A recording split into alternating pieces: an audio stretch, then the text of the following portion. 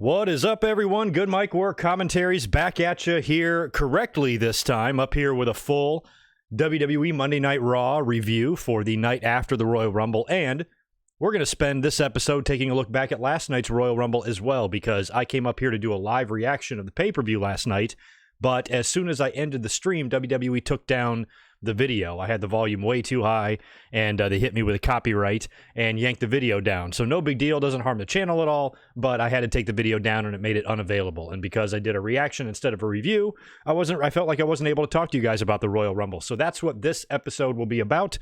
Let me make sure I can be heard. Last night. Yeah, and I also started off with technical difficulties last night before we went live, all sorts of stuff. So got my act together tonight, and we're just going to chat about the goings-on right now heading into WrestleMania season. Royal Rumble's in the books. We have the men's and women's winners are all set, and we know who one person is going to challenge, but we don't know who the other one is.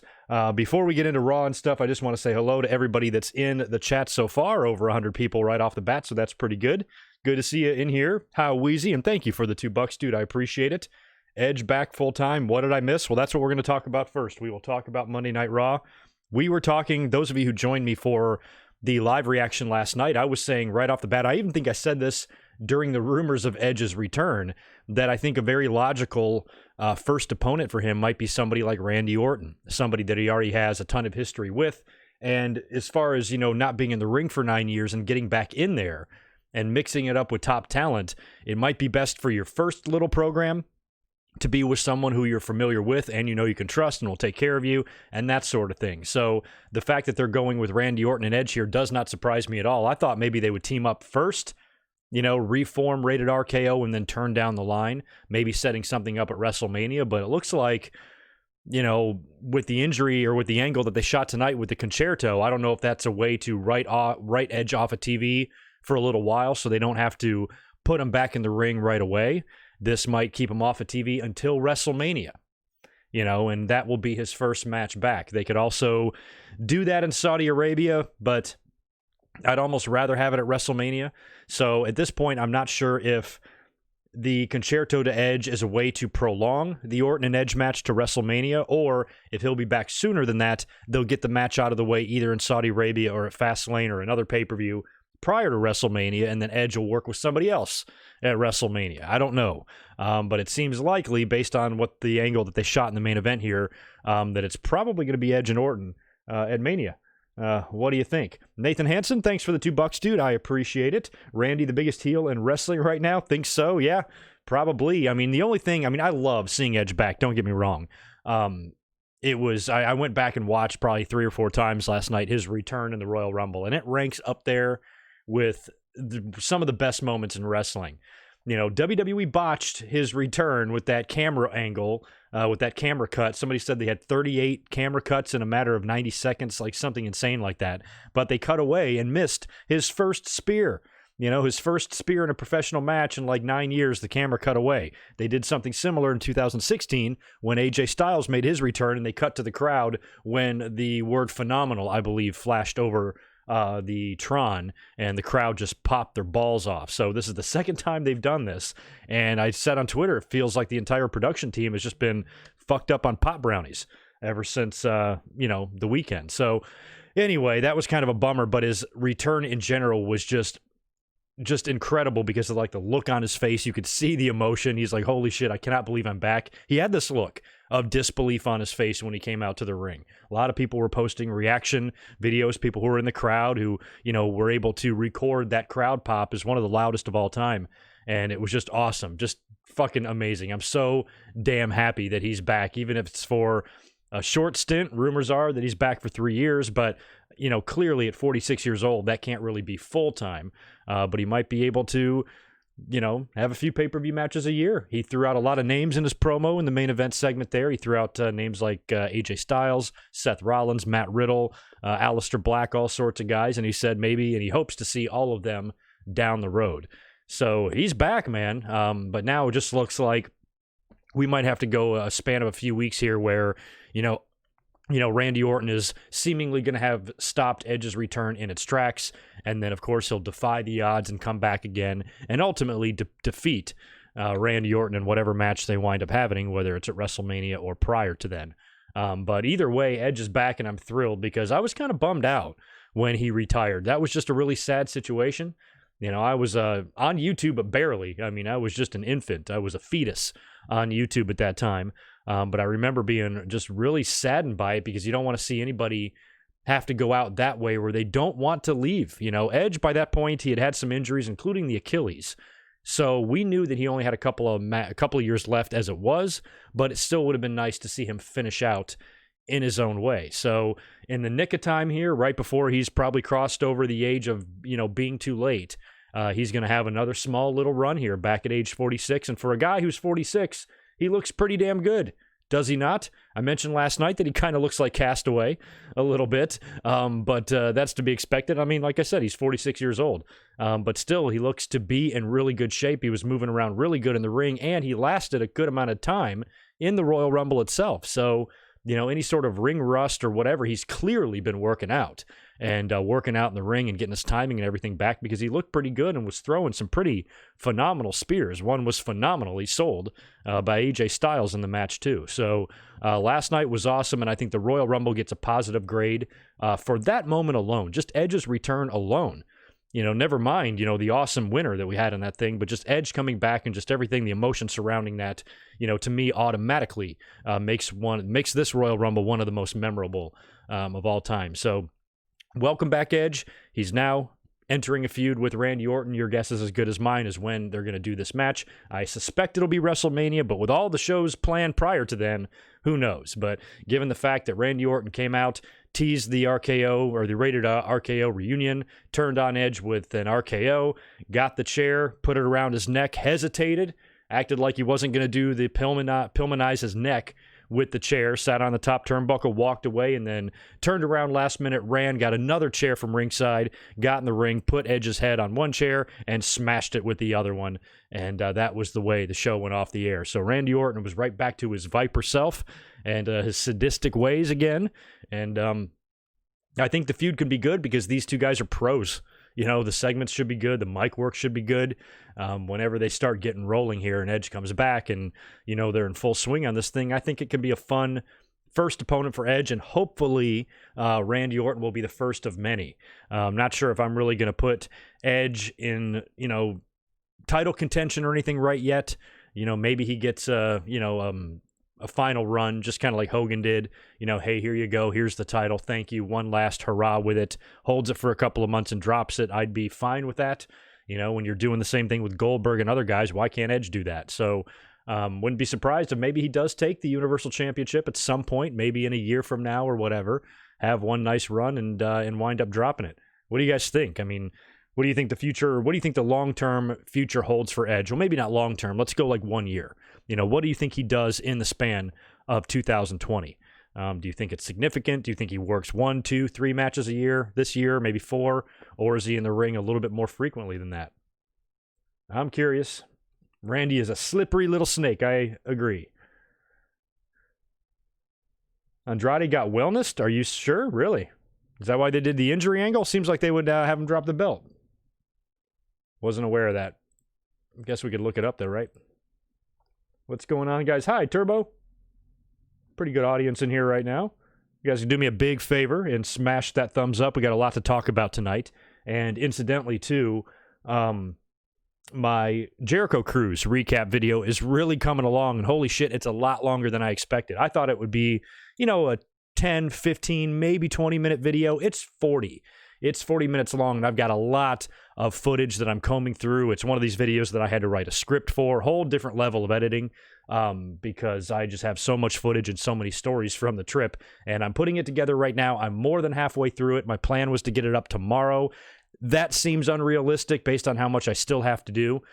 So Wednesday's probably likely, unless I, knock back a few 5-hour energy shots and just, go balls to the wall and get it done tonight. But I'm also really pushing the limits of my video editor and things like that, so I want to do it right, take my time with it, and so far, I'm really liking the way it's coming out, and it's going to be well worth the wait, so probably on Wednesday, which will be cool if I can get that released ahead of AEW Dynamite, and I want to make sure I tag all the AEW people in it, because there's It's a pretty thorough review, and I think you guys are really going to like it, and it's going to be something completely different, a completely different type of video than what you're used to seeing on the channel. And I think it's just, I think it's going to be fun. I'm just really excited to get it to you guys. I just need to buckle down and finish the damn thing. So keep a lookout for that this week. And then, of course, I'll be up here Saturday with another Winged Eagle, and then I will evaluate my next classic pay-per-view review and shit like that. And then, we're into WrestleMania time. So that's kind of the schedule for this week.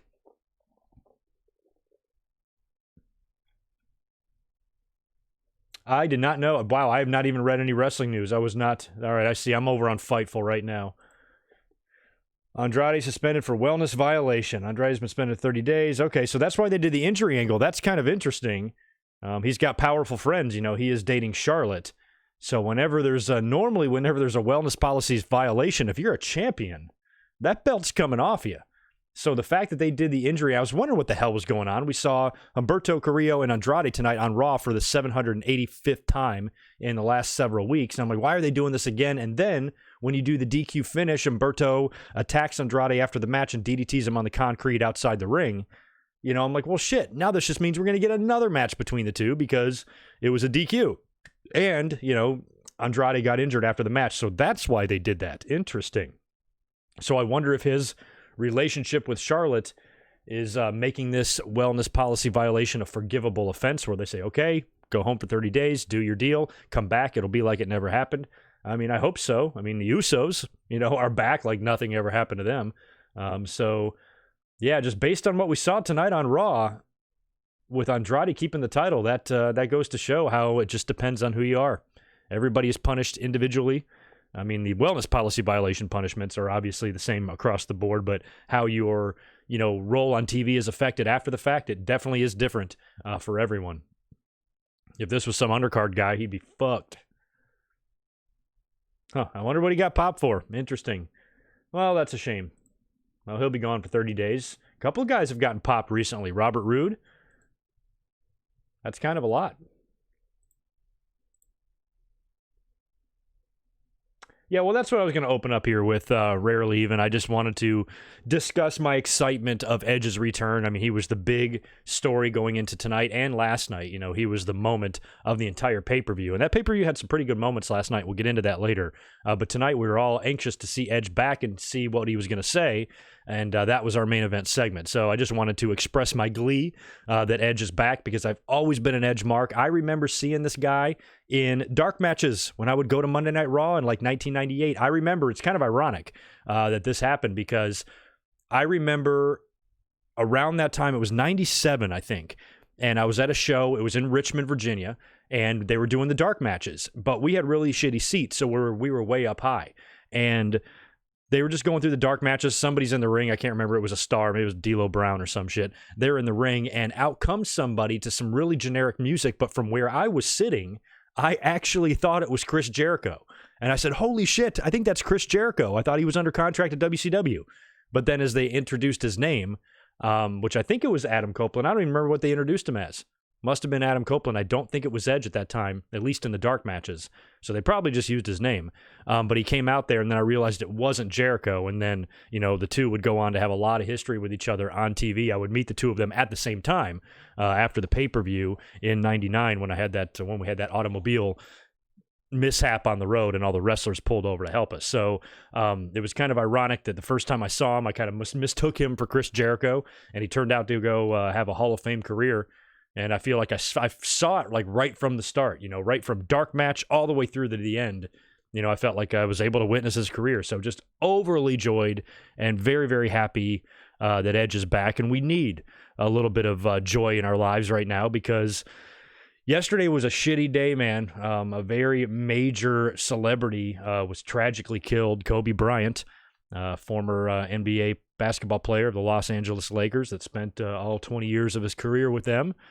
And had 5 rings and was just a worldwide household name celebrity, tragically killed yesterday, just a few hours before the Royal Rumble, in a helicopter accident right outside of L.A. His daughter, his 13-year-old daughter, was on board. They were actually on their way to a basketball camp or a basketball game or a basketball-related function, along with an entire family of a basketball coach and some friends and some other young players. So 9 people lost their lives in that thing, and he was one of them. And it was just, damn, it was just one of those things where you just remember. I mean, there's been some major events take place since I've been alive. You know, the death of John Lennon, 9/11, a lot of wrestling ones like the Chris Benoit tragedy, the spookiness of the Ultimate Warrior's death, Owen Hart dying the way he did. You know, I've had my heart literally fall down to my feet before. But this is one of those days where I'm still suffering from my Jericho Cruise hangover, and I'm trying to get in pay-per-view mode to say, okay, I got to get up here in a few hours and start live reacting to the Royal Rumble. I got to get some energy here, and I hit that, and I see that news. You know, it just hits me like a ton of bricks. It was one of those things where I wasn't quite believing it, you know, because it just seemed so surreal. Just the night before, LeBron James passed Kobe Bryant for third all-time on the NBA's all-time scoring list. Kobe Bryant would be going into the Hall of Fame this year. You know, it's his year to go in, you know, after 5 years or whatever it is, first ballot. You know, he would be inducted this year. He was supposed to have this moment. He's kept himself very busy, you know, being a mentor to his kids and doing all sorts of outside projects. I think he won a Grammy, you know, like last year or the year before, right? You know, his life outside of basketball was very fulfilling. And to see it just end like this is just fucking awful, and just shows you how life is so damn unfair. And I've just been bummed out about it because I'm also a basketball mark. I've always loved the game of basketball. I've been playing it ever since I was a kid, and always enjoyed watching it on TV, and loved growing up in the 80s watching the NBA. And I watched them all. I'm old enough to remember Dr. fucking J, but also Michael Jordan and Larry Bird and Magic Johnson and that crew, you know, in the 80s. And my Detroit Pistons, Bad Boys with Isaiah Thomas and Joe Dumars and Bill Laimbeer and Dennis Rodman and guys like that. And then you transition into the 90s and the early 2000s. And then we start seeing players like Kevin Durant, Kobe Bryant, LeBron James, this new crop that I think is every bit as talented as the 80s crop.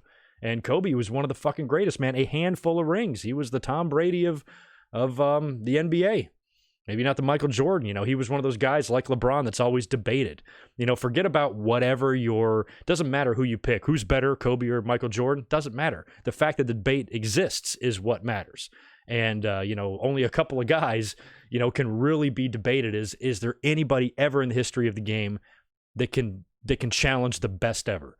You know, there's only a couple of those guys, and Kobe and LeBron are pretty much it. So, you know, he was just a very big part of not only Southern California here where I live, you know, but the NBA and his career, and, you know, what it meant and what a mentor he was to everybody, and how his death, you know, hit everybody. It was so gnarly too. Like, you watched all the news sites, a lot of people were learning of the death and being interviewed like literally moments after. I think I saw Doc Rivers and Tiger Woods were like told about the death, and then were literally doing an interview 2 minutes later. Like, their brains can't even fucking process it yet.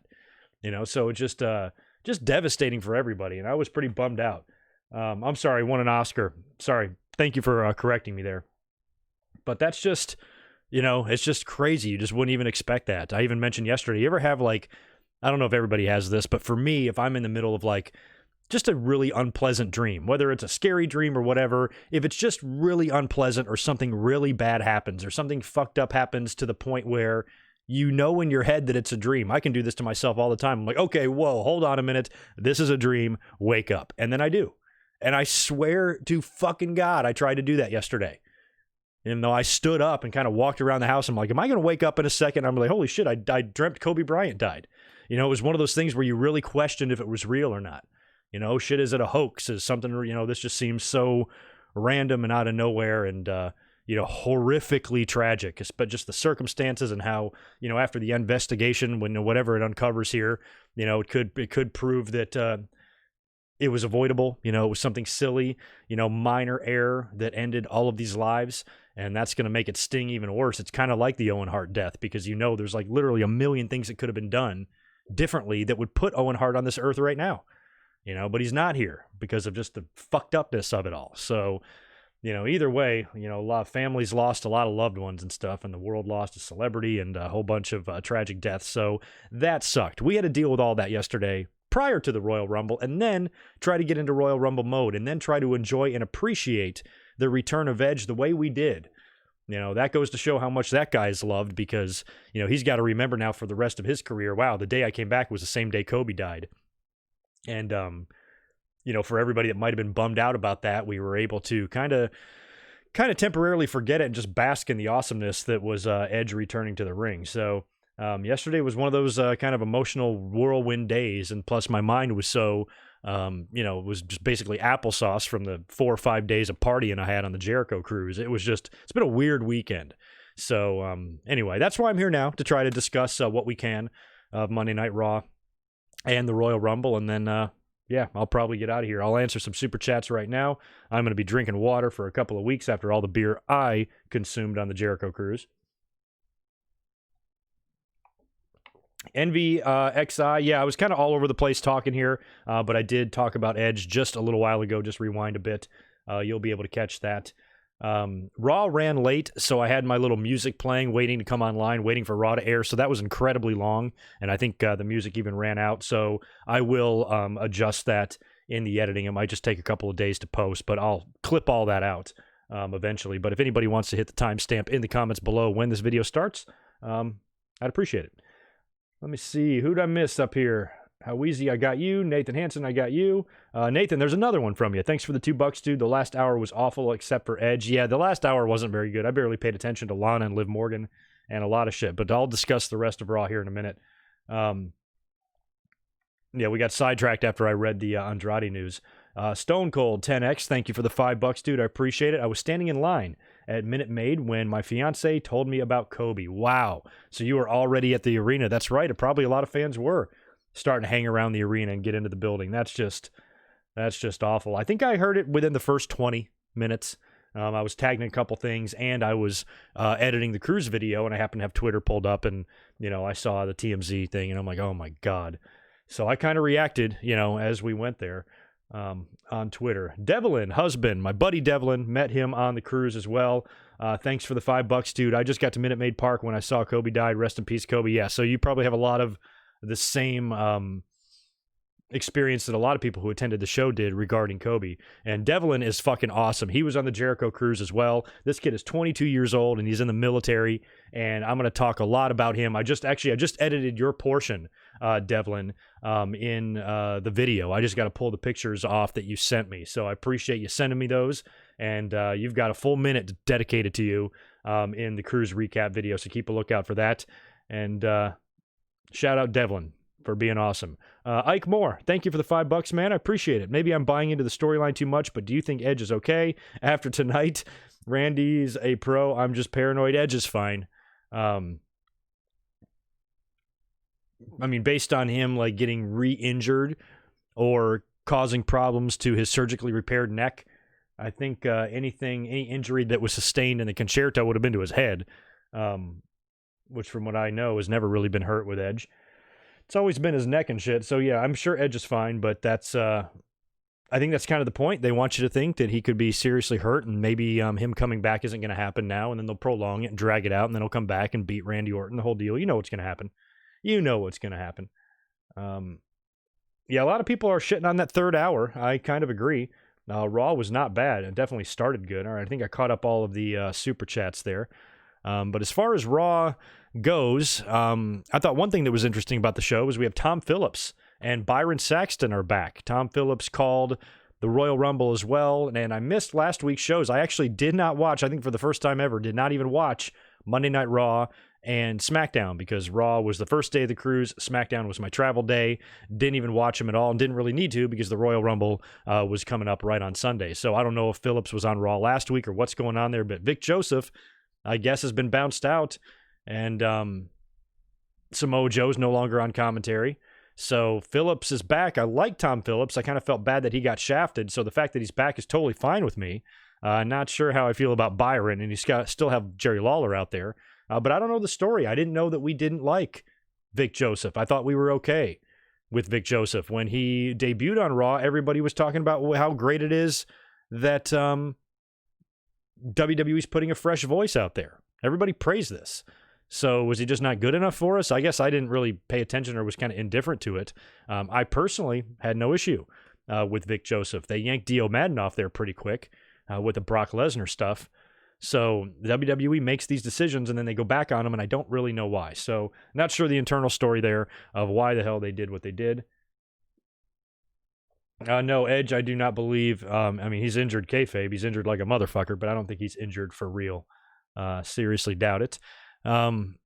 We had the show open up tonight with the Royal Rumble winner, with the men's Royal Rumble winner. Of course, the winner was Drew McIntyre, who won in just phenomenal fashion. I absolutely loved last night's Royal Rumble match, and the reason I loved it is because everybody was thinking it was going to suck because of this Lesnar stuff.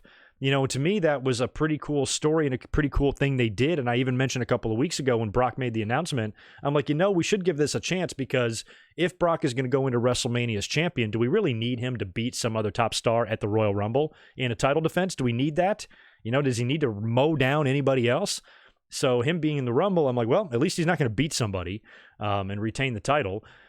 So he entered the Rumble instead, and he just tossed out guy after guy, until Drew McIntyre wound up getting in the ring with Ricochet, and Ricochet hit him with the nut shot, and then Drew hit him with the Claymore. Brock goes flying over the top rope, and then, they even capitalized on that some more, keeping Drew McIntyre in the ring for close to 30 minutes, and then he wins the match in just amazing fashion. Crowd goes nuts, last eliminating Roman Reigns, who has now had 4, count them, runner-up finishes. For a guy that's shoved down our throats, he sure does lose a fucking lot. And McIntyre lasted again, and he's there. I thought the whole time on TV, they were kind of building him up. I just thought they were doing that to make it seem like there's another potential winner in the Rumble. I'm like, WWE might not even follow through with this, but it made sense. Everybody else has kind of got programs going on right now. Seth Rollins and Owens and Samoa Joe have got their thing going. And Drew really doesn't have an opponent at the moment. Neither does Roman Reigns, since he's seemingly done with Baron Corbin after disposing of him in that Falls Count Anywhere match at the Royal Rumble. So you knew it was going to be one of those two guys, and it turned out to be the two in the finals, as the final two, with McIntyre winning the Rumble. The fucking crowd popped. Somebody mentioned in the stream last night they weren't sure if McIntyre and Brock made sense because McIntyre was a heel, and I was like, that wouldn't matter. Still, you can still have McIntyre win this thing because by default, just by him challenging Brock, he's going to be automatic babyface. Anything about him that's a heel is going to be forgotten because the crowd is going to be cheering their asses off for him. And tonight with him opening up the show, he didn't shit on the audience or anything. They had his back. And he said that he's going to WrestleMania and he's going to announce who he's going to face, and it's going to be Brock. He chose Brock and says that he wants Brock. He also wants to have a Claymore party, and basically issued an open challenge to anybody in the back to come out and get their asses kicked by him. It's responded by the OC, Gallows and Anderson, who both come out there. And McIntyre proposes a handicap match, and he faces him in a handicap match and beats him. And after he's done beating the shit out of Gallows and Anderson, Brock hits the ring, attacks McIntyre from behind, hits an F5, and there you go, Brock versus McIntyre, WrestleMania. Looks like they're going to do something like last year, like they did with Seth Rollins. Maybe somebody else is going to get a chance to beat Brock Lesnar. Now, a lot of people are also talking about the possibility of Brock winning this. Maybe Brock successfully defends against McIntyre. Maybe he does. Based on what happened at WrestleMania 34, that's an option. Everybody was 1,000,000% convinced that Roman Reigns was going to beat Brock Lesnar at WrestleMania. Oh, WWE's going to put Roman over. He's just celebrating fireworks and all that shit. And he got his ass kicked. Blood all over his face, blood all over the mat, got F5'd and pinned. As a matter of fact, how many F5s did he kick out of? Like 5? And the fans were so mad. He even lost. It was like everybody should be happy, and the fans were pissed that he kicked out too much. So let me propose this. Let's say Drew McIntyre goes into the main event of WrestleMania to face Brock Lesnar, and they do the same finish. Let's say it's McIntyre getting the shit kicked out of him, kicking out of F5 after F5 after F5, but finally, after the 6th one, he's pinned 1, 2, 3. Are we going to be pissed that he kicked out of too many F5s? No. You're probably going to be pissed that he lost. So I don't know. WWE, I've been calling out for the push of Drew McIntyre for like a long time. To me, WWE, I'm happy that they're doing this, but it's like, what the fuck took you so long? You should have done this shit 2 years ago. This guy was ready upon leaving NXT. He's a beast. He's got the entire look. I said this like 2 years ago as well. I distinctly remember saying this many times, is that to me, Drew McIntyre looks more like Roman Reigns than Roman Reigns. Like, that type of wrestler that Vince wants, somebody who's big, and muscular and looks like a star and has the long hair and the flashy look. Drew McIntyre is like a badass. Roman Reigns, he's a tough guy and a big bastard, don't get me wrong, but McIntyre has that like Rick Rude quality about him where he just looks like a tough motherfucker. Now Roman, I wouldn't be going around picking any fights with, but he does a little bit better at the smiling thing and being the John Cena-ish type of guy, where McIntyre just looks like a badass. And I would think that he's the type of guy that Vince would literally, do this over.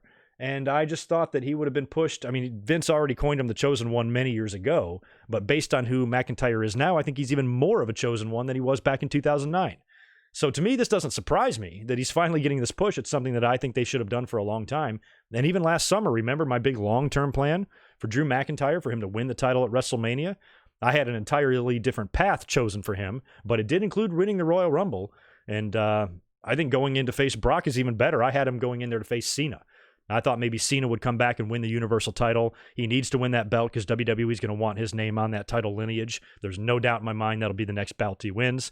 Plus, he'll be breaking Ric Flair's record. He's got to come back and do that at some point.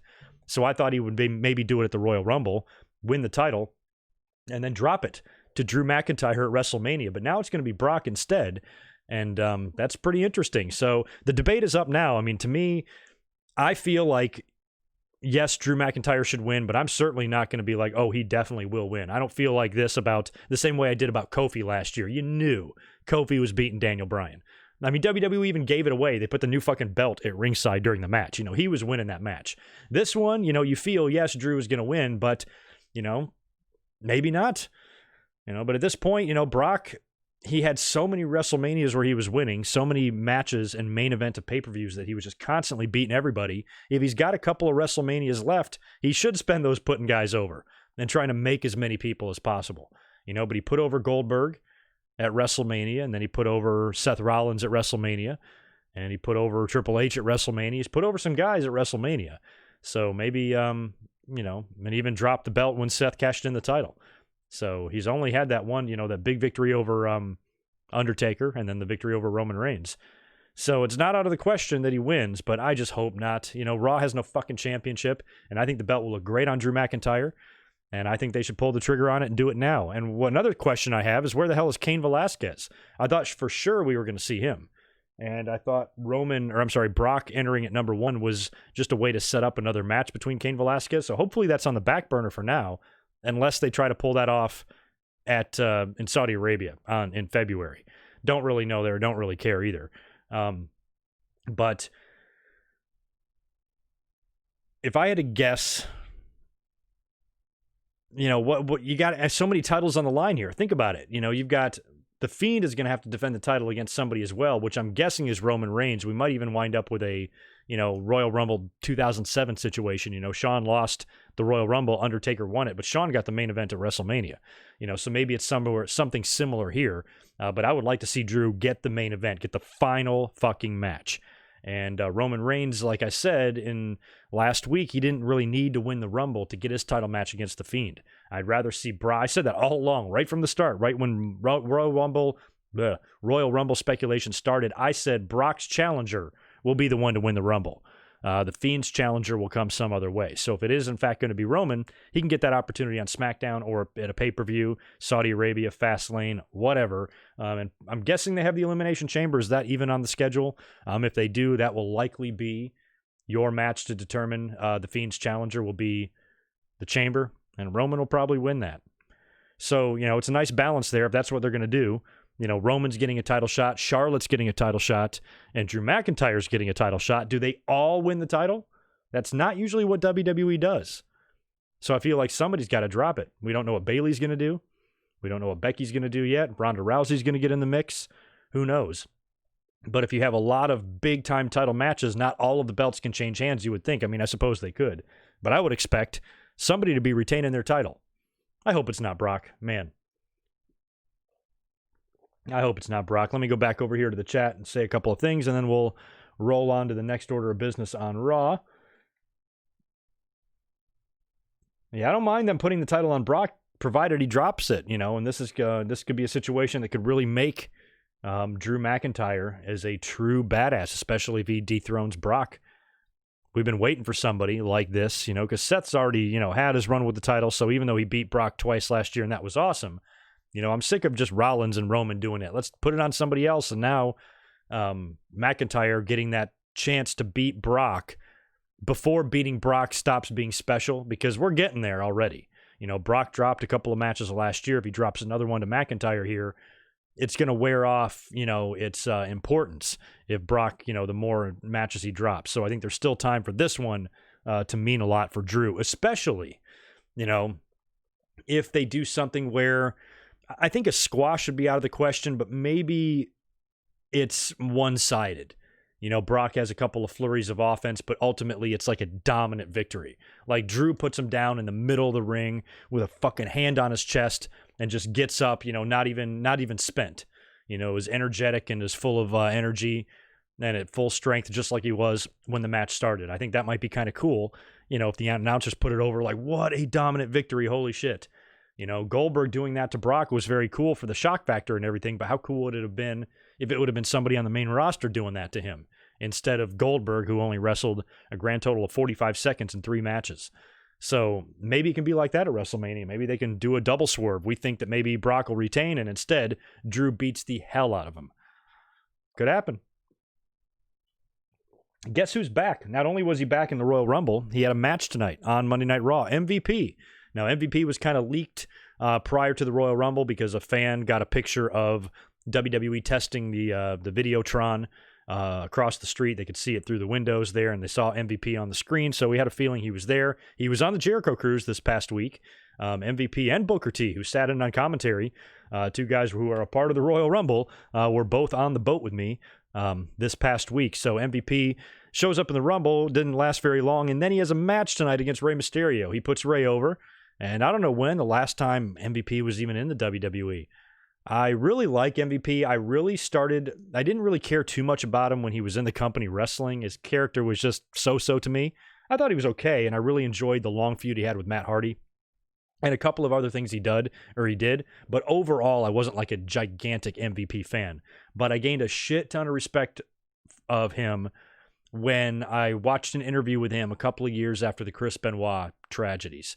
And he came off as so intelligent and so professional, said all the right things, made a lot of sense, and he had one of the best takes I remember hearing on the entire Chris Benoit situation. And Jericho did too. I remember Jericho also, I thought, was a really good representation when, the media was trying to just make wrestling look so bad and really kind of twist the facts and the truth. They were bringing everybody and their mother on TV to do an interview. Anybody who used to be a wrestler was taking the opportunity to get attention.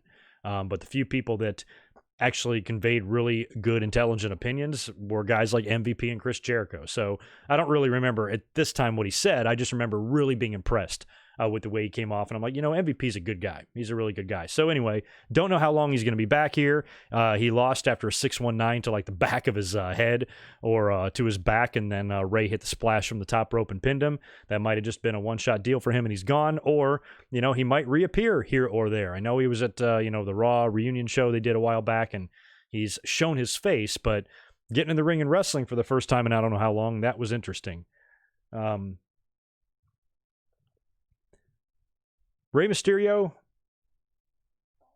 I guess with his thing with Andrade is not going to happen now because Andrade has got a suspension, so I don't even know what he's going to do heading into WrestleMania. We had Aleister Black destroying a jobber. I think his name was Kenneth Thompson. After he beat him, he got on the mic and said that from now on, he doesn't want people coming to him to pick a fight. He wants to be the fight picker, so okay. He's mad that he lost the Rumble, and he's still looking to kick ass. So I would really like to see Aleister get involved in something too. There's no room for him in the world title picture right now, and you got the U.S. title on the shelf for 30 days, so I don't know who his next opponent is going to be. It's kind of interesting the way he beat Buddy Murphy in all those matches, but in the end, Buddy Murphy kind of wound up with a better spot on the roster. I like the way they did that. And speaking of Buddy Murphy, he had to defend his newly won tag team titles with Seth Rollins against Kevin Owens and Samoa Joe. Now, I missed last Monday night's Raw. I didn't even see the title match when they beat the Viking Raiders. A lot of fans weren't happy about it, especially considering Seth Rollins' Monday Night Messiah faction has a tag team in it. I thought AOP would be the ones to dethrone Viking Raiders, but it helps out Buddy Murphy. This is a good rub for him coming off all those losses to Aleister Black that now don't matter. He's aligned himself with former WWE champion, top star in the company. He's tag team champions with him now, getting that main event rub, getting in top storylines. benefited from all of that. And that's awesome. That's WWE's kind of been on point a little bit with some of their booking. When a guy loses, they're not like sacrificed or buried in the process. They actually come out the better of it on the other side. And that's hard to do. And WWE's done that successfully here, and they've done it a couple of other times as well. So they both cut some promos on each other. Rollins and Buddy Murphy are in the ring. Rollins is wearing that ridiculous Messiah shirt. And Owens and Joe come out to the stage, and they're like, we're not dumb. We're not going to get in that ring for this title match because we know you got your cronies waiting in the wings to attack us. And Seth's like, no, look, there's AOP on the stage, or on the Tron. I'm sorry. They're in the locker room, and they proved that it wasn't pre-taped. And then Joe and Owens were like, cool, thank you. We just tricked you into telling us where they were, and they were attacked in the locker room by the Viking Raiders, so they were kind of out of the picture, which allowed Owens and Joe to have a fair fight. But in the end, Murphy and Rollins would retain. I kind of would have been surprised if they did a title change here. Murphy rolls up Kevin Owens after Owens hits Seth Rollins with a stunner. Owens then gets rolled up and pinned, and Rollins and Buddy Murphy retain the tag team titles in a pretty decent match. I actually liked it. I thought it was very good. We had the Andrade versus Humberto Carrillo match up next. Now, this was prior to us knowing that Humberto Carrillo has gotten hit with a wellness policy violation. This news just came out. So he's going to be on the shelf for 30 days here. He had this match with Humberto, and I'm like, shit, Andrade and Humberto Carrillo again. We have to see this again. And it was a rematch from yesterday. It was a title match, I think, yesterday too. And here it is, another title match. And this time, Humberto Carrillo wins, but via DQ. When he's about to defeat Andrade, and Zelina Vega jumps in the ring and breaks up the pin, causing the referee to call for the bell in the DQ. And then Humberto gets pissed, brings Andrade out of the ring, peels back the mat, and hits him with a DDT on the concrete, getting revenge on him for doing the same thing to him a few weeks ago, but also, I'm assuming, to write off Andrade from television. And I mentioned earlier on that I think Andrade's relationship with Charlotte Flair did not hurt him here, because he got popped for a wellness policy violation. Don't know what it was, but they didn't take the belt off of him. To me, that tells me that it's forgivable, that they're saying, okay, go do your time, come back, we'll resume your storyline as if nothing happened at all. So it pays to have powerful friends in the company, obviously, because normally in this situation, you would think they'd take the title off the guy. Bobby Roode has recently been suspended as well, so I don't know what's going on. If these guys were overseas and they got into a little trouble or something, and they're pissing dirty, I don't know what's going on. But we'll see Andrade in a month. Charlotte comes out next, and she's supposed to announce who she's going to face at WrestleMania. So we weren't so lucky with her. With McIntyre, he came right out and made no bones about the fact that he's challenging Brock. Brock is who he wants. They set that up the night before at the Royal Rumble. Seemed obvious. Charlotte, however, said that she will be challenging a champion, but she hasn't decided yet. She still needs to think about it. So I don't know if this means WWE hasn't decided either. Don't know. Or maybe they're waiting to do something. I pitched the idea of us getting the rematch from last year. Maybe not in the main event, but doing that triple threat again. Because it was supposed to be Becky and Ronda, and Charlotte kind of I think wormed her way into it by winning the title from Asuka or whatever the fuck happened there. And then it became a triple threat. So maybe it's maybe she ultimately decides to challenge Becky, and then Ronda shows up at the last minute and says, hey, I'm the former champion. I never even really got beat. Look at the replay on the Tron. See, my shoulder is up. And then I guess we don't have an authority figure, but something's got to happen to where that then makes it a triple threat. And we do the whole match again next year. That could be something they could do. Or she could just jump to SmackDown and take on Bayley. But again, would that be something we need? Or here's a wild card. Who's to say she can't pick Rhea Ripley? I don't know if the fans would want to see that, because they probably don't want to see Rhea Ripley get beat. I know I don't. I love Rhea Ripley. But that would be a fun match, two women like that who are just freakishly strong, really good athletes, can make for a pretty awesome fight. Pretty similar probably to Charlotte and Ronda at Survivor Series a couple years ago. So I guess it's up in the air what Charlotte winds up doing. She's interrupted by Asuka and Kairi Sane. Asuka comes down there cutting a promo like she always does. She's hilarious. This leads to a match between Charlotte and Asuka, so we got a WrestleMania rematch here, and I'm really happy that Asuka didn't drop 2 matches in a row clean. Charlotte wound up getting the win here via DQ when she's got the figure 8 on Asuka, and Kairi Sane hits Charlotte with the insane elbow. Really cool looking spot, but the referee calls for the bell, and Charlotte wins via disqualification. So they're going to stretch this out. What do you guys think Charlotte's going to do? I'll take a pause here and answer a super chat and see if you guys have anything to say about anybody here. Reese Jones, thank you, man, for the $5. I appreciate it. Good to see you back. Despite Charlotte winning the Rumble, apparently the plan is to do Becky and Shayna, and she's not planned for Bayley either. Yeah, so, I mean, there's probably tons of rumors as far as who's going to do what. Shayna Baszler last night, you know, she came out at, number 30? And she got eliminated, and a lot of people really didn't like that finish. I'm going to let it go. I didn't really like it either. If Shayna wasn't going to win, why even have her come out there to begin with?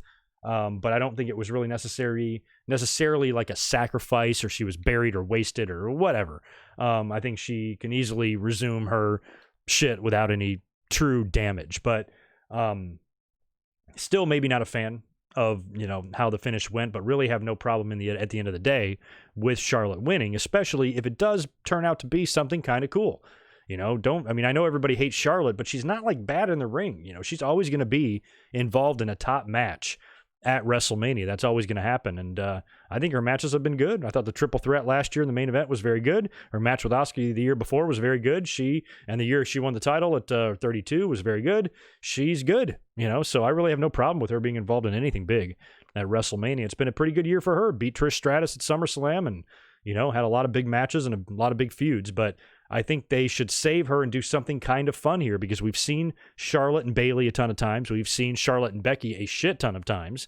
So just to do that straight up match again, I don't know. That's why I think they should try to do something fun. Maybe Rhea Ripley is who Charlotte's going to challenge, and she's going to go back and have a small run in NXT and win back that title. Imagine a Charlotte and Bianca Belair match. And shout out to Bianca, by the way, who performed fabulously in the Royal Rumble last night. We'll discuss a little bit of the Royal Rumble later on here. So anyway, we don't know who Charlotte is going to face, and y'all's guess is as good as mine. Sean Mooney over Michael Cole. Did I see that right, that Sean Mooney is working in NWA now? That's pretty cool. Bayley versus Shayna. Yeah, I mean, Shayna Baszler now, if she's going to be in there. Oh, yeah, Charlotte versus Bayley versus Sasha wouldn't be bad. I still feel like they could do something with the horsewomen. I don't know there. Yeah, y'all's guess is as good as mine. And Sasha Banks was not in the Rumble. Apparently, she's injured. And you would think that with Bayley being the champion, Sasha and her would make a natural WrestleMania match, especially after what happened last year with them dropping the tag titles to the Iconics and apparently throwing the hissy fit in the locker room and shit like that. And because they felt that their position on the card wasn't what it should be. You fast forward a year later, and now they're facing for a world title. That's a pretty good full circle moment for the two of them, and that match makes a lot of sense. But between now and WrestleMania, you got to do something on TV to get to that. You got to do the turn. You know, somebody's got to turn on somebody there, and I'm assuming maybe it's Bayley continuing to be a heel, turning on Sasha, turning Sasha face, and then Sasha beats her for the title. Something like that. But in the meantime, I think it's smart, like in kayfabe, for Charlotte to sit back and ponder. But I don't know who I'm going to face yet. I'm just going to kind of feel the situation out. I'm in no obligation to make the decision the night after. So, I mean, it's actually smart, you know. With Drew, his was a little bit more obvious. You know, what's he going to do?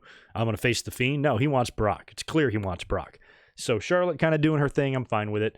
And I don't know what she's going to really do yet. Kelly made an appearance backstage with a little segment with the Street Profits. The Street Profits are funny and everything, but I really don't care for these segments. But if Kelly is standing in on every one of them, they're at least tolerable, you know what I'm saying? But always good to see her. I can't believe I'm going to say this out loud. Fuck. Mojo Rawley had a title defense on Raw. The 24/7 title was actually defended in the middle of the ring, like announced by the announcer and everything. He defended against No Way Jose, beat him in a matter of seconds. Jose was out there with 2,000 conga line people. One of them was dressed, was R-Truth, who was in disguise as a cheeseburger, jumps in the ring and wins back the 24/7 title. Now, Mojo Rawley had a friend with him, didn't even catch his name. Don't know if this guy's going to be his backup, his muscle, his tag team partner, or what. Didn't even catch his name, whoever that guy was.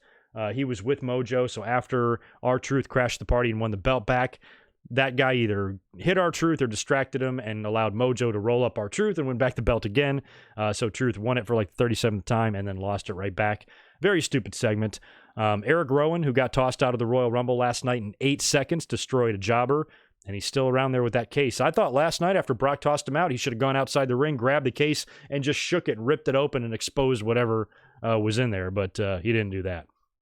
And then after that, we had the Edge main event promo, which I talked about in detail at the beginning of the show here. So that's pretty much Raw in a nutshell tonight. I'm in agreement with you guys that it was a good show minus that final hour.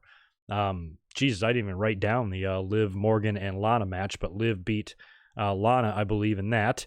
And that was nothing. I barely even watched it. So overall, I thought the tag team title match was good. I mean, technically, we had 3 title matches on the show. The tag title match was good. The U.S. title match was good, even though I'm sick of seeing it. And kind of an interesting twist there with Humberto Carrillo injuring Andrade and him getting hit with a wellness policy violation and being suspended for 30 days. Cool Edge promo at the end with Randy Orton hitting him with the concerto, and obviously are likely setting up a big WrestleMania match between them. Charlotte and Asuka, I thought, was also a good match, even though that ended in a DQ. MVP is back. Commentary shakeup. They're still trying to make Aleister Black relevant. So I think overall, Raw had some positives. But it also had a couple of negatives, especially that final hour there that dragged until Edge came out. Oh, man, Barry MK400. Thoughts? Thanks for the $2, dude. Thoughts on a Cena versus Bray match for the title? No, I don't want to see that. I mean, John Cena, I will say this. John Cena's been acting a lot. He's been in movies, and I think he's doing really well. Every movie that I've seen him in, he's fucking funny. He's not The Rock, but he's doing an excellent job of trying to follow in those footsteps. He could be doing a lot worse. He's better than Hogan and Piper in their music and their movies, you know what I mean? So the fact that Cena has got that acting experience now, and Bray Wyatt is such a weird type of character, if John Cena did come back and get into a feud with him, they could do some pretty good filming, like off location or on-site stuff there where, they're doing it in a house or there's a brawl in the woods or whatever the fuck. It might make for some interesting TV, but I don't know. I'm all for seeing Cena come back. I expect him to, and I do expect him to win the Universal title when he does return, but I don't think I want to see Cena be the one. He's already done this. He already beat Bray Wyatt when Bray Wyatt was, kind of, on the rise at WrestleMania 30 in 2014, and Cena beat him, and he kind of did that to Rusev. I've been saying all along that Cena's done just doing that. He's past that part of his career. So if he ended Bray Wyatt twice, when Bray Wyatt, everybody thought in 2014, oh my God, this guy's the best promo cutter we've seen since Jake the Snake Roberts. Why is he not WWE champion right now? And then Cena beats him. And here he's been completely reinvented with The Fiend. He's championed, so much time, money, and has been invested in him. And then Cena beats him again? No, I'm going to go no on that, Barry MK. Plus, I don't want to see the internet freak out. I don't feel like dealing with them. Fucking weirdos. Rarely even do I even think Ronda's coming back. Yeah, I still do. I still feel like she's going to be back. It's just so weird that she wouldn't be. And I said last night that I didn't feel her coming back in the Rumble, especially since the Women's Rumble match went on, I think, second. So I was like, yeah, not a good place for Ronda to come back, because if she came back to win it, you'd think she's going to want Becky, right? Well, Becky's match hadn't even happened yet. So if Ronda was going to come back in the Rumble, I think they would have done Becky and Asuka first, had Becky retain, and then Ronda wins a Rumble and says, I want you, Becky. So when the Women's Rumble came on second, I immediately said during the live reaction that I did not think Ronda would be back. And but she could still come back on Raw leading up to WrestleMania. We have a lot going on. 2 or maybe 3 pay-per-views, I'm not even sure, all before WrestleMania. That's a lot. I want to talk a little bit about the Royal Rumble, too. We watched it together. Those of you who did join me, I appreciate it. But it was funny, too. Last night, WWE pulled down my Royal Rumble reaction right after I stopped streaming. So that kind of sucked. But what made it worse is that I actually had technical difficulties getting online last night. I did everything the way I normally did, went online, and for some reason, it wasn't picking up my streaming software. Something was just wrong. I'm like, what the hell? I did all sorts of stuff, even switched over to the other computer. The same thing was happening over there. Well, what I determined after 40 minutes of kind of troubleshooting, I've been using the old, like the classic Creator Studio on YouTube. I just really always reject like new layouts and new formats, and I've been putting off the new YouTube stuff for a long time. So I guess it kind of forced me to do it the right way. So I went into the new, streaming thing that you use, streaming part of YouTube that's got a completely new format, and it's really easy to use, and I put it all in, and boom, next thing you know, I'm up online. So it was an easy fix, but after that happened, it took me like 40 minutes to even get online. So that was kind of a pain in the ass last night, and then WWE took it down, and in all of the midst of the confusion of me trying to get up online and coming up 40 minutes late, missing the entire Baron Corbin and Roman Reigns match, in the process, I forgot to hit the record button.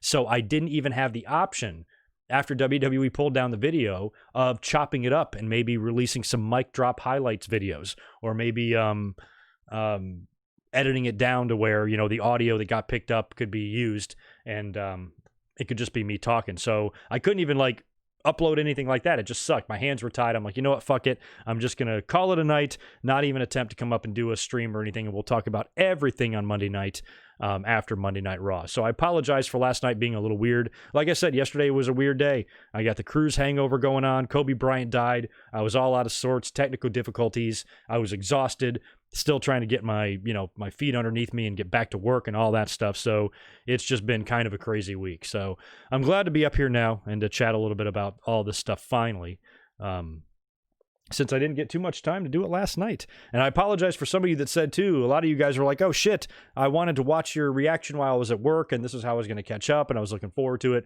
I sincerely apologize about that. And if I do reactions in the future, I'm telling you, I was planning on bringing back the Raw reactions during WrestleMania time, but I have to be really careful with the volume. It might have to be a deal where I wear headphones, but then it's like really eerily silent. I don't know. I almost prefer having the volume on, but maybe I can turn it super low, or maybe move to headphones, or maybe don't do reactions at all and just do live reviews instead, because, you know, I don't want to risk anything. So anyway, sorry about that last night.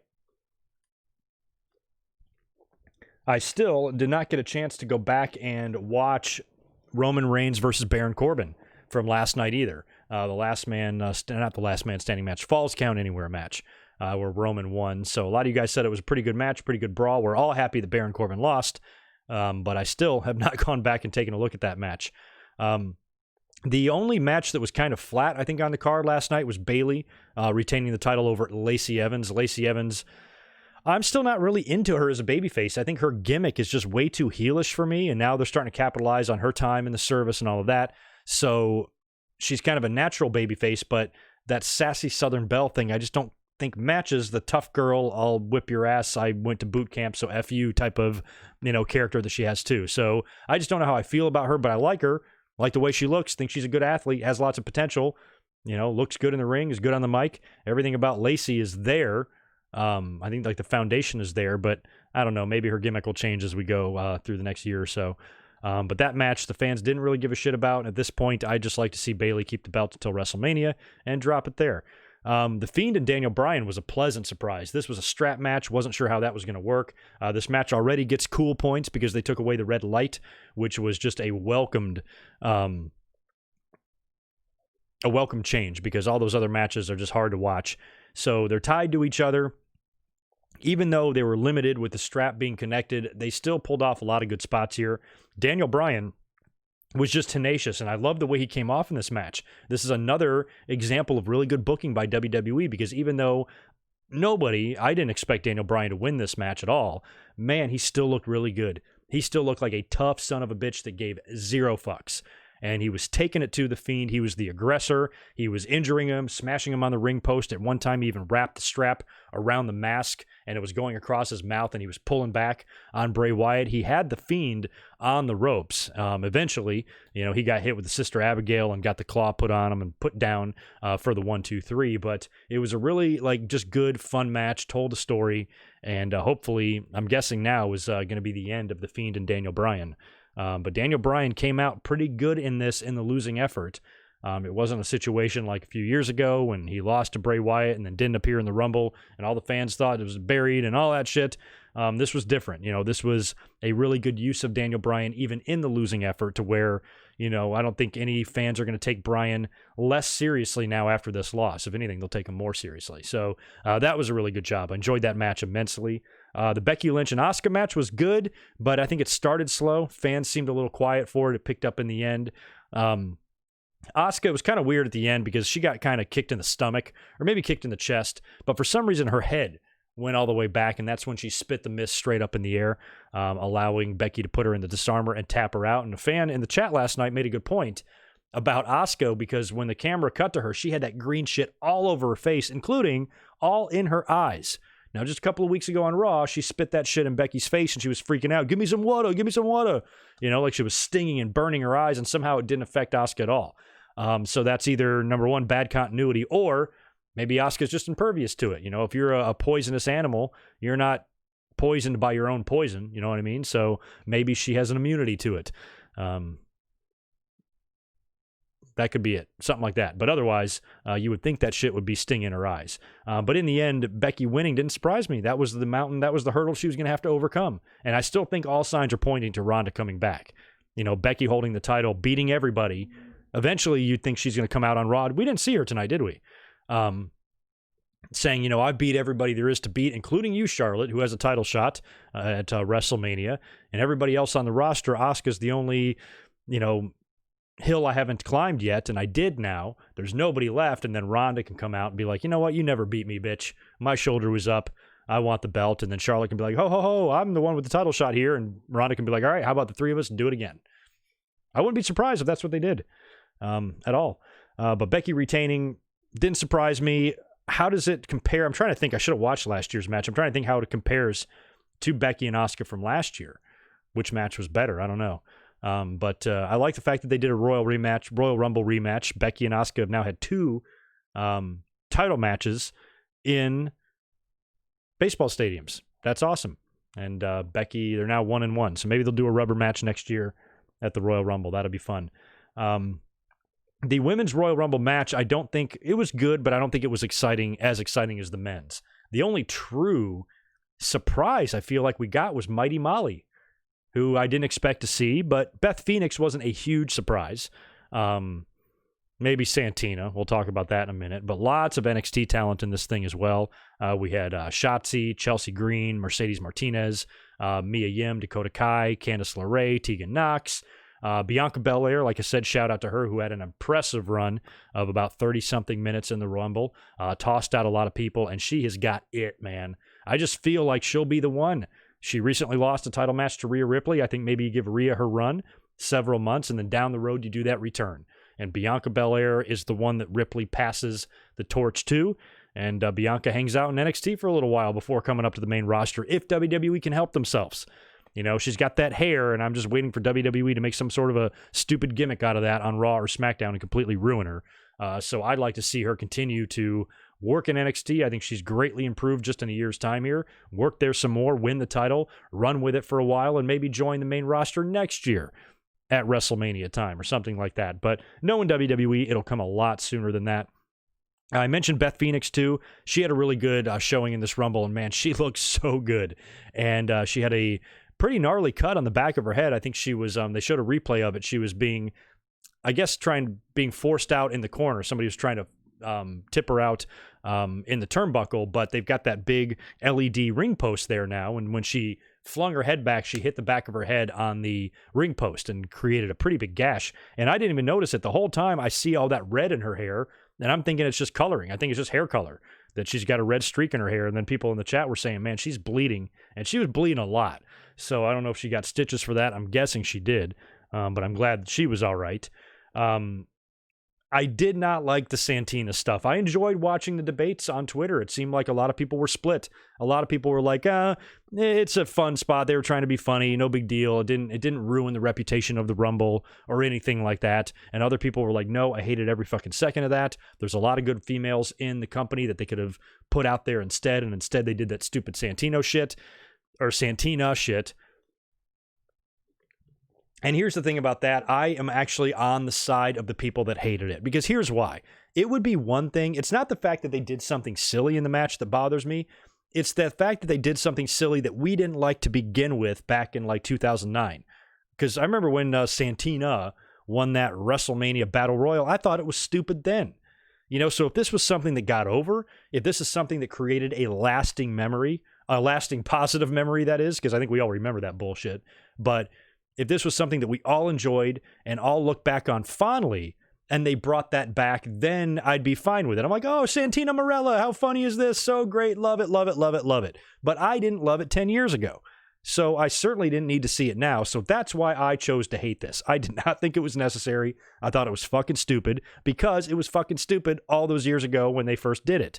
So them bringing back a failed idea to me is exactly why WWE is so dumb sometimes. You know, if you have something that works, great. Bring it back as a throwback. Bring it back for a, little nostalgia segment. But if it's something that sucks anyway, don't bring it back. What is wrong with you guys? God damn this company. Anyway, despite Santina Marella making an appearance there and getting tossed out, rekindled his history with Beth Phoenix a little bit there in the match as well, winds up coming down to Charlotte and Shayna Baszler, who I think Shayna Baszler came out at number 30, right? And upon review, after going back and watching that again, maybe not the finish that I liked. Like, I'm torn. I'm fine with Charlotte winning. I know a lot of fans hate that. I don't. I like Charlotte, and I'm always going to have Charlotte's back, always. So her winning the Royal Rumble, no problem with that at all. She will come. There will be a point in her career, just like John Cena and anybody else, where she will be putting people over. But right now, she's in the thick of her career, and she's going to be winning a lot. So her winning the Rumble puts her in position for something fun storyline-wise at WrestleMania, especially if they want to try to find a way to redo that triple threat. That's one way to do it. Charlotte's got the automatic title shot. Ronda can come back and claim that she, deserves one, and then there you go.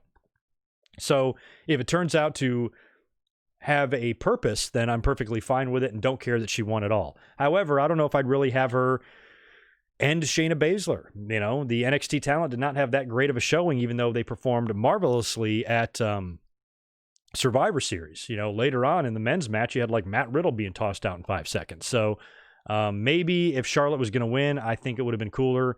I think it would have been cooler if Sasha Banks was healthy and it came down to Charlotte and Sasha, and maybe Charlotte tossed her out over Shayna Baszler. But again, for me personally, it's a forgivable offense. No big deal.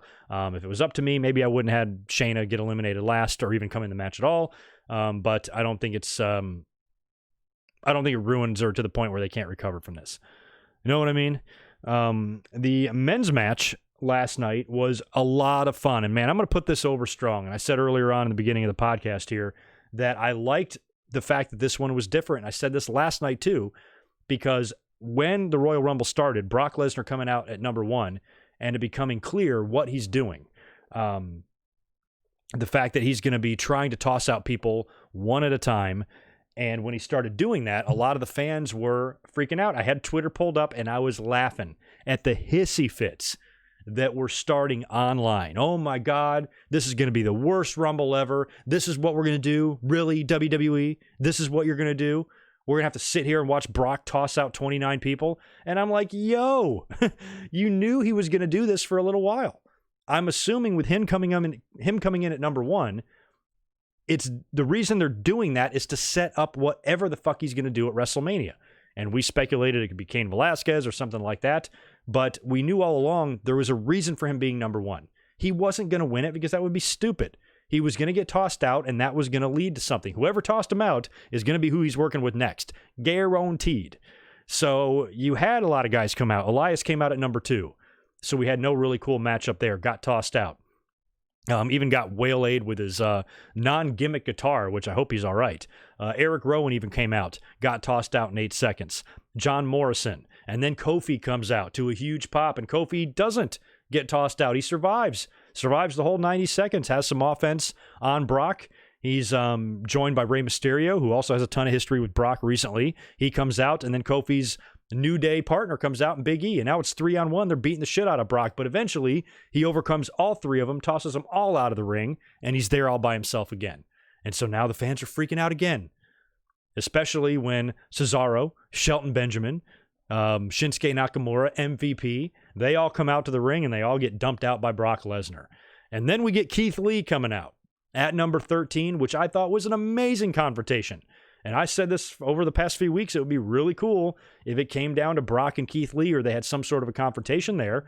And Keith Lee, again, looked great in this. I saw people saying that he was sacrificed and buried. What the fuck is wrong with you guys? He looked great in this. He wasn't going to come in there and pick Brock Lesnar up over his head and toss him out of the ring, not unless Keith Lee was going to win it and go to WrestleMania. But he just won the North American title. He's sticking around in NXT for a while. It doesn't make sense for him to really be the opponent for Brock right now, but instead giving him a little bit of that rub with Brock and mixing it up with him a little bit and not being one of the many people that Brock was just picking up and tossing out all by himself. They did the double clothesline spot where they were both down in the ring. That's when Braun Strowman came out, and as Strowman and Keith Lee are battling on the ropes, Brock comes over and dumps them both out.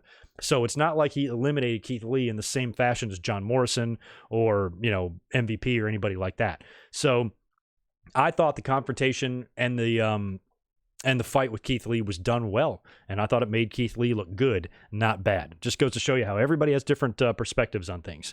It was finally time for him to get eliminated after all of that nonsense. You had Ricochet coming out. Now, I missed Monday Night Raw last week, but apparently there was some sort of a segment where Brock Lesnar hit him with a nut shot, took him to Dick Kick City. I didn't see that, but apparently that's what happened. So when Ricochet came out and then Drew McIntyre, Ricochet returned the favor on Brock, kicking him in the nuts, and then Drew McIntyre nails Brock with a Claymore, and he goes flying over the top rope in an amazing elimination. You see the crowd shot there of the pop they had? Unbelievable. They fucking lost their mind. And it was cool, too, because WWE could have just done that for Drew. Say, okay, we'll make him the one to toss out Brock, but in the end, we'll have Roman Reigns win. Isn't that what we would expect WWE to do? Isn't that what all the cynics were saying online that WWE was going to do? So even though Drew dumped out Brock, we still weren't sure who was going to wind up winning that thing, but it made for a great moment, especially when Brock hung around a little bit at ringside and kind of eyeballed Drew. You're like, there you go. That's going to be your match. Even if Drew was in the driver's seat from that point, because even if they would have had Roman Reigns win the Rumble, then he would have challenged The Fiend. Then Drew could have just done something on Raw. Brock Lesnar, I eliminated you last night. I want a shot at the title. And then Drew has to win another match to qualify, and then he does, and he gets the title shot anyway. So either way, with Drew being the one to eliminate Brock, that is good news for him heading into WrestleMania. And, the whole Brock situation was over. One of my biggest issues with Royal Rumbles in the past few years, like 10 or 15 years, is they all run together for me. I remember very little about them or anything special happening. So I liked that this match was different. I liked that you had the champion entering at number one, and they were going to see if he was going to toss guys out. I will always remember that about this Royal Rumble. And it built and told the story to his epic elimination, which was pulled off well. I wonder if everybody having a hissy fit on Twitter wanted to delete those tweets, because they probably look like impatient idiots freaking out when it was all building to a glorious moment. 2 glorious moments, 3 glorious moments, with Brock being eliminated, Edge coming back, and then McIntyre winning. There's a lot of good stuff in this Rumble. So that was an amazing moment. And now they spent the first half focusing on Brock. The second half was going to be all about McIntyre and him winning it, along with a little present, a little sprinkle of Edge returning to the ring as well. So Edge came out at number 21, and he came out to pop of the night. And I guarantee you, wait till WWE comes out with one of those 365s or those Chronicles or whatever, and wait until that camera shows Edge at Gorilla waiting to come out. Because when his music hit, those fans erupted. He came storming out of that dugout, and it was all over his face, man. That just emotion. He was like, that look of disbelief. It looked like his eyes told all the story. They were saying, I can't believe I'm here. I can't believe my music is playing, and I'm in my gear, and 50,000 people are screaming for me, and I'm about to go in this ring and wrestle on a major pay-per-view. That had to be so surreal for him. And it was a great moment, man. The fans just loved it. It's going to go down as one of the greatest moments in WWE history, and it happened at this Royal Rumble. So all the fans that thought this was going to be the worst Rumble ever turned out to be one of the best, because we're always going to remember this for Brock. We're always going to remember this for Drew, and we're always going to remember this for Edge. And the only thing that sucks here is that WWE botched it. Another fucking return. Another big debut at the Royal Rumble they botch. Edge comes in the ring, and we had the 40 camera cuts in a minute and a half, and he delivers a spear to Dolph Ziggler, and the camera is farting around in the crowd. Missed the whole thing. 4 years ago, when AJ Styles came in 2016, and the music hit, the camera, I think, was intended to capture the Videotron when the word phenomenal flashed on the screen, because when that happened, the roof literally blew off. the arena, and they missed it. They fucking missed it. So here, they did it again. Damn it, WWE. This overproduction is just not necessary. You take away, you just take away the fucking innocence of it, and all of the emotion when you're just trying to over fucking do it. Just let everybody take it in. Just do a wide shot. That's all you needed. One camera shot is all you needed there. Maybe two. I appreciated the look on Edge's face. The fact that they caught that emotion written on his face was great. After that, go to a semi-wide shot, a corner shot on the ring, watch him come in, watch all the fans' reaction at the same time, and then deliver that spear. It would have been great. The crowd would have popped for it. It would have looked amazing with the one camera shot. And I'm no director, but goddamn, Kevin Dunn. What the hell? Are y'all smoking or eating? Give me some. So that kind of sucked, but still, doesn't matter. Minor error, and what is definitely an awesome return and is going to make me remember this Royal Rumble in 2020 for the rest of my life. We had Roman Reigns, Kevin Owens, Samoa Joe, and Aleister Black, and Seth Rollins all coming out last. Seth Rollins got number 30. Eventually, of course, it boils down to Roman Reigns and Drew McIntyre, but not before we had Edge and Randy Orton hooking back up, forming Rated RKO. And I said last night, I'm like, that's probably going to be your first match. One of these guys is going to turn on the other, and they'll be wrestling at WrestleMania. And they furthered that story tonight on Monday Night Raw. But instead of Randy Orton dumping out Edge, which I thought he was going to turn on him and hit him with an RKO, Edge outsmarts him, beats him to the punch, and tosses Randy over the top rope. And he goes, how dare you try to RKO me? I've been in this business longer than you. I'm smarter. I'm cagier than you, which doesn't explain a lot with tonight on Raw, considering he got laid out with an RKO that he should have saw coming. A little revenge for last night. So maybe Edge isn't as smart as he thinks. But still pretty cool that he tossed out Randy Orton. Eventually, Roman Reigns would eliminate Edge, and then you got McIntyre and Roman, two heads of luscious hair, two good beards, and two good physiques. Everything Vince likes, right? But McIntyre, I think, is just a little bit bigger and a little bit badder, and he wound up hitting the Claymore on Roman. Roman flies over the top rope, and Drew McIntyre is your winner, and a great visual when he won the match and his arms are out and the crowd is popping. Man, great for Drew McIntyre. Fantastic. Could not have been happier with the outcome of the Royal Rumble. And I said, like I said earlier, he's a 4-time runner-up now. My God. All the times he's been dumped out. He got dumped out by Batista. I know Shinsuke Nakamura. And then last night by Drew McIntyre, and there was one more that he's been the runner-up for. So I thought I had it wrong. I thought it was Triple H a few years ago when Triple H won the title, but I think he last eliminated Ambrose, somebody said. So my history's a little off there, but he's had 4 runner-ups, and he's only had that one victory. And I said last night, it would be cool if the fans could forgive him, because it's not even his fault. So if you're not going to forgive the WWE, fine, but at least forgive Roman for that 2015 debacle when he won the Royal Rumble. He has more than paid back that debt to society by coming up short in all of these fucking Royal Rumbles. And I was making the case for him that it would make sense for him to win. I mean, he forfeited the Universal title over a year ago. And think about the fans' critiques of Kofi Kingston when he lost to Brock in 8 seconds. And then the fans were like, what the fuck, WWE? They're making Kofi Kingston act like he doesn't even give a shit that he lost the belt, like he never even held the belt. Like it never happened. It was a dream. He went right on to business as usual, tossing out the pancakes with the New Day after he lost the belt with no desire to regain it back. So why is that wrong? But Roman Reigns doing the same thing, is totally fine. And if Roman would have won the Rumble last night, people were like, oh, that makes no sense. Why does it make no sense? He was the former champion. He's not once came on TV and said, I want my fucking belt that I never lost back. He hasn't even come out and said that yet. And it's been over a year. So Roman climbing back into the title picture makes all the bit of sense in the world. And like I said, I'm pretty confident that he will wind up going to WrestleMania to face The Fiend. And who knows, man, the Fiend and Roman Reigns might not be bad. If that's what they wind up doing here, that could be good stuff. They've alluded to the fact of Roman Reigns' family once or twice. We saw what Bray Wyatt was doing to The Miz and shit. So, if they started tying in something with Roman's family, maybe they could do that and they can do a home invasion or something or really take this angle into a weird direction.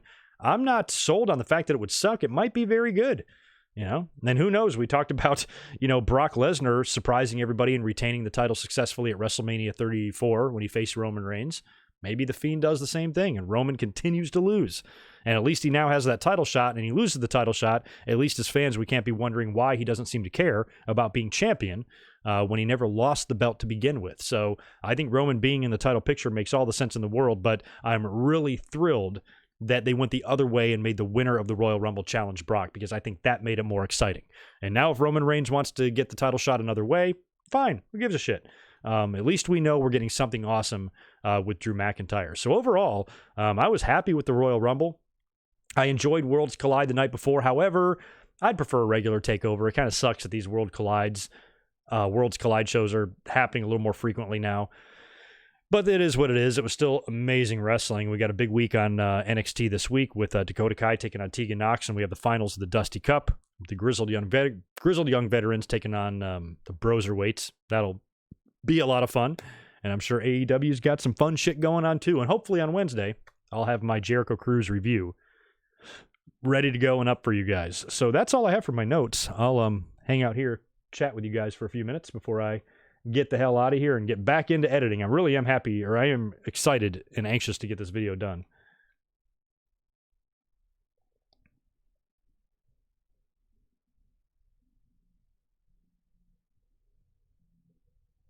I don't know if Punk's coming back or not.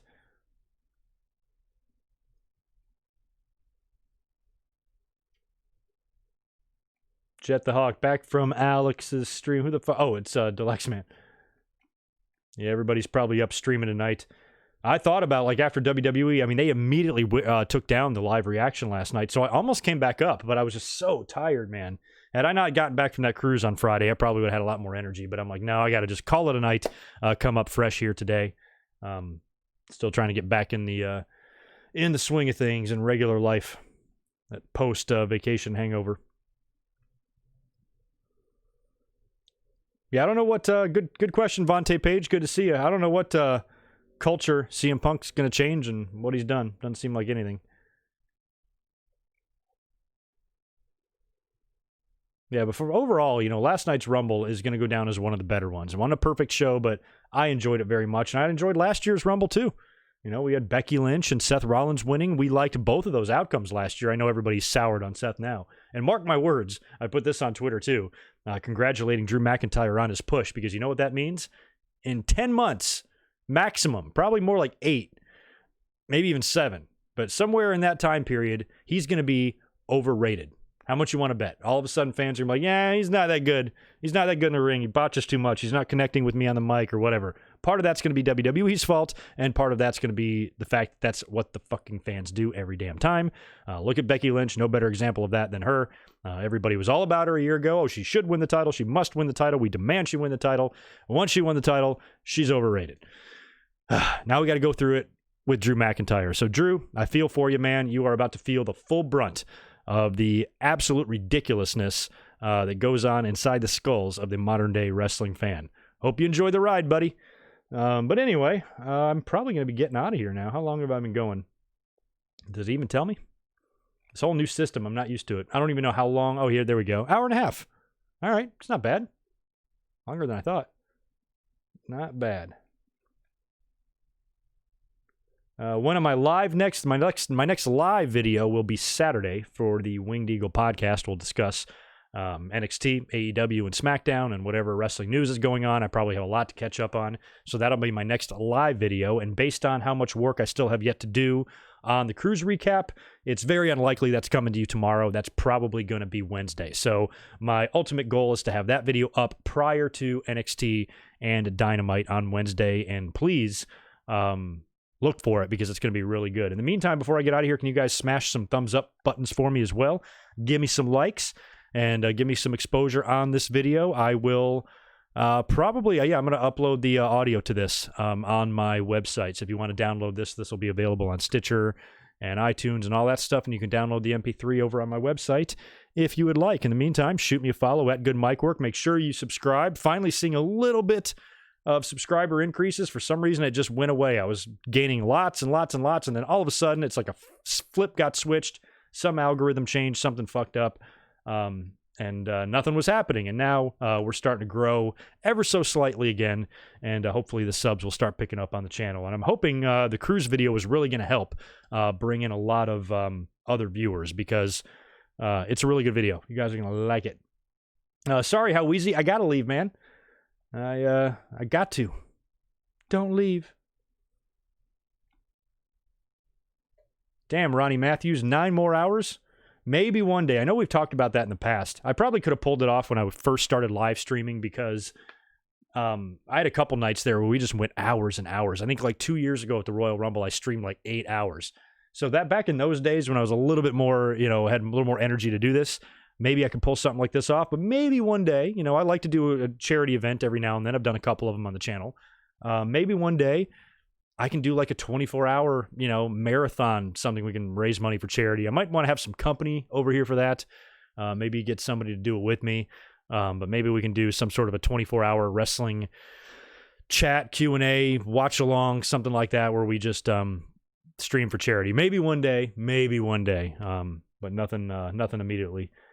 So anyway, yeah, that's about it for me. I will, like I said, I'll catch up on all the wrestling news. If anything else crazy breaks this week, I'll come up and do a quick stream about it.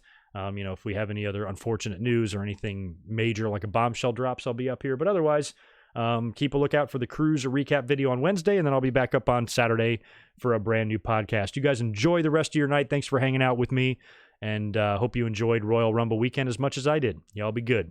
Peace.